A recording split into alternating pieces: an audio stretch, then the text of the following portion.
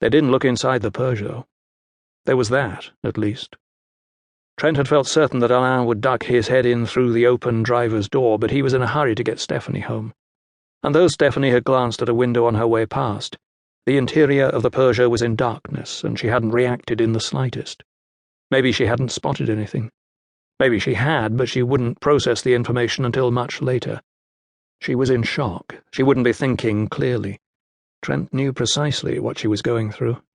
He had experienced something similar only recently. So he'd been lucky, in a small way.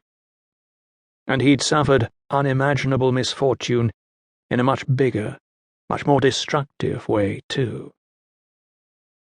Trent watched Alain remove his jacket to reveal the webbed shoulder holster he was wearing over his fitted white shirt. He wadded the jacket round his hand and used it to scoop the shattered windscreen glass from the driver's seat and the dashboard of the Mercedes. He told Stephanie to climb into the front alongside him, and he started the engine and edged forwards. There was a moment of resistance as the rear bumper freed itself from the embrace of the Peugeot, then a wrench of metal and broken plastic as the Mercedes dropped free and rejoined the road. Alain drove off at a cautious speed, the single working headlamp pawing at the darkness ahead, the left front wheel snagging against the distorted wing. One of the rear light clusters had been smashed, but a single bulb was still intact, and Trent watched its aimless twinkling until the Mercedes rounded a looping bend and disappeared from view. He was tempted to remain sitting on the boulder. He was tempted to quit altogether.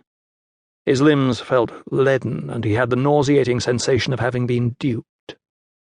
But the stakes were too high, his need too urgent, and how could he possibly live with himself if he gave up now? The situation had changed, was all. This wasn't the first time he'd had to adapt to new circumstances, and he doubted it would be the last. But he was a resourceful, capable guy. He was well-trained and experienced, and his motivation was strong. It was all-consuming.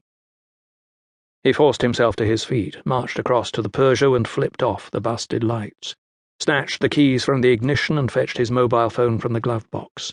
He unbuttoned his denim shirt, peeled it from his skin and laid it across the roof of the car, unfastened his holster and tossed it into the cab, then ducked in towards the rear bench and grabbed a rug to cover what he needed to cover.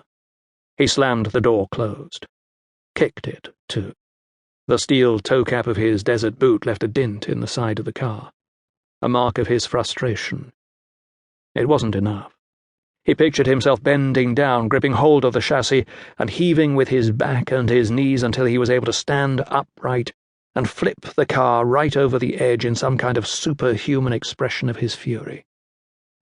He took a long breath, chest quivering as he inhaled. Then he grabbed his shirt and fed his arms through the sleeves and fastened the buttons.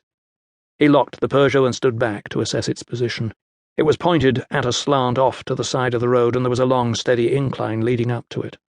It would be safe enough here. And it wasn't as if the road was busy. Not a single vehicle had passed. Gone 11 o'clock at night, close to full dark. It was time to start hiking. To start thinking, too. 20 minutes walking, and Trent came in sight of the perimeter fence that surrounded the Moreau estate.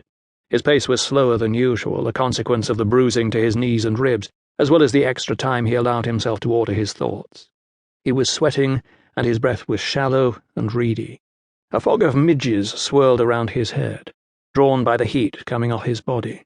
It didn't waft a hand, didn't slap his skin when they bit him.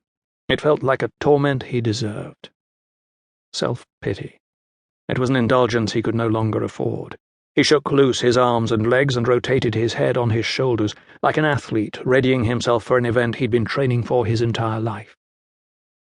The fence was high and imposing. It was constructed from some kind of unfinished galvanized steel. The uprights were beveled and set close together, leaving just enough space to poke an arm through.